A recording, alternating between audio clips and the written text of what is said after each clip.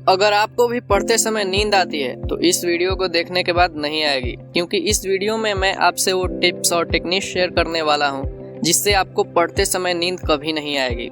तो अगर आप चाहते हैं कि वीडियो का पूरा फायदा आपको मिले तो वीडियो को स्टार्टिंग से लेके एंड तक जरूर देखिए।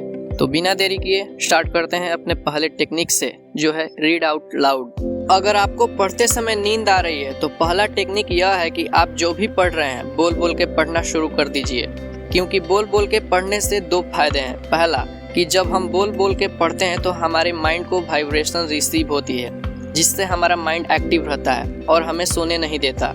और दूसरा यह है कि जब हम बोल बोल के पढ़ते हैं तो इन्फॉर्मेशन हमारे माइंड को वर्बली और विजुअली दोनों तरीके से रिसीव होती है, जिससे हमें चीज़ें याद रहती है। अब यह सुनकर आपके माइंड में एक सवाल होगा कि हम तो रात में पढ़ते हैं, बोल बोल के पढ़ने से क्या दूसरों को डिस्टर्बेंस नहीं होगी?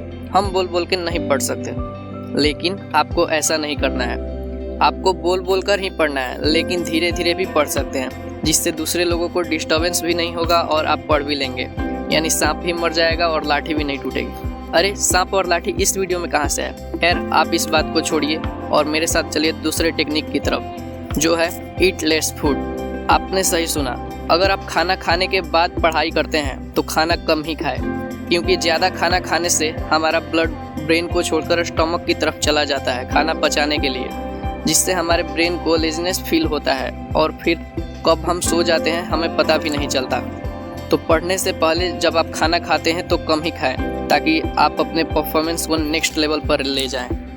अब आगे की टेक्निक सुनने से पहले वीडियो को लाइक कर दो और चैनल पर नए हो तो सब्सक्राइब भी कर दो। ओ नो, मैं तो भूल ही गया, आप तो स्टूडेंट हो और आपको पढ़ना भी है। तो बिना देरी किए चलते हैं नेक्स्ट टेक्निक की तरफ, और वो है create your schedule. Create your schedule का मतलब यह है कि हर व्यक्ति का कंसंट्रेशन लिमिट अलग अलग होता है। यानी कोई व्यक्ति एक बार बैठने पर लगातार 2 घंटे तक पढ़ पाता है, तो वहीं कोई व्यक्ति 30 मिनट तक। ऐसे में आपको सबसे पहले अपना कंसंट्रेशन लेवल चेक करना है कि आप एक बार कितनी देर तक लगातार पढ़ पाते हैं। यानी अगर आप 40 मिनट तक लगातार पढ़ पाते हैं तो पहले 40 मिनट तक लगातार पढ़िए, उसके बाद 10 से 15 मिनट की ब्रेक लीजिए और फिर 40 मिनट के लिए पढ़ने बैठ जाइए। 10 से 15 मिनट की ब्रेक से आपके ब्रेन की थकावट दूर हो जाएगी और आपका माइंड रिफ्रेश हो जाता है और आप फिर तैयार हो जाते हैं अगले 40 मिनट पढ़ने के लिए। लेकिन कुछ समय ऐसा भी होता है कि आपको सच में एक नींद की ज़रूरत होती है। ये आपको पता कैसे चलेगा? अगर आप रोज़ 6 से 8 घंटे तक सोते हैं तो फिर आपको नींद की ज़रूरत नहीं है। लेकिन अगर आप इससे कम सोते हैं तो आप बहुत गलत कर रहे हैं अपने हेल्थ के साथ, क्योंकि 4 से 10 घंटे की पढ़ाई बहुत ही अच्छा माना गया है। ये तो आपको समझ में आ गया है कि अच्छे से पढ़ने के लिए अच्छे से सोना भी बहुत ज़रूरी है। अब बढ़ते हैं अगले टिप की तरफ, जो है इम्प्रूव योर हैबिट।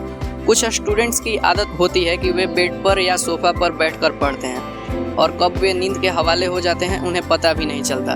अगर आप भी इससे बचना चाहते हैं तो जब भी आप पढ़ने बैठें तो टेबल और चेयर पर ही पढ़ने बैठें, क्योंकि चेयर पर बैठने से आपका सीटिंग पोस्चर ठीक रहता है और आप नींद के हवाले होने से बच जाते हैं और आप एक्टिवली पढ़ पाते हैं। अब बढ़ते हैं अगले टिप की तरफ, जो है स्टडी लेस स्टडी वेल।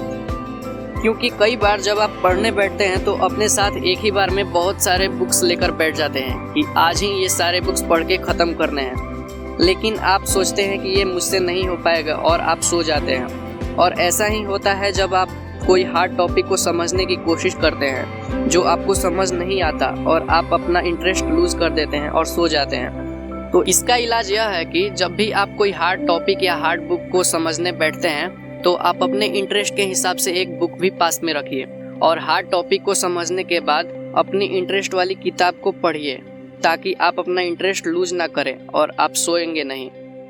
तो मिलते हैं अगले वीडियो में। धन्यवाद।